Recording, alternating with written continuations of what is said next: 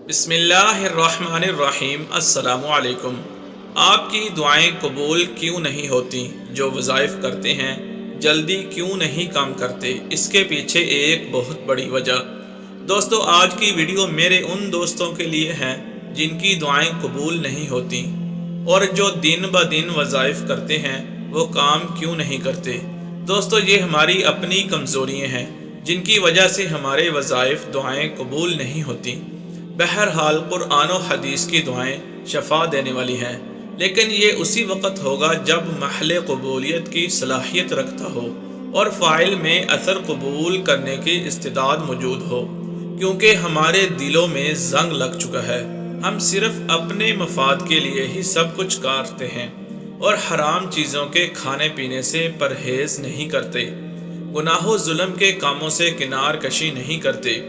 यही वजह है कि हमारी दुआओं का असर नहीं होता। इसकी मिसाल उस कमान की तरह है, अगर कमान नरमो कमज़ोर हो तो तीर कमज़ोरी ही से लगेगा और अगर कमान मजबूत है तो तीर तेज़ी से निकलकर निशाने पर पूरी ताकत से जाएगा। इसी तरह दुआ करने वाला जैसा होगा वैसे ही उसकी दुआ का असर होगा।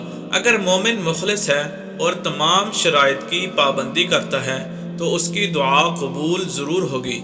हुजूर अकरम सल्लल्लाहु अलैहि वसल्लम ने फरमाया कि गाफिल दिल की दुआएं कबूल नहीं होती और हराम खोर की दुआएं कबूल नहीं होती।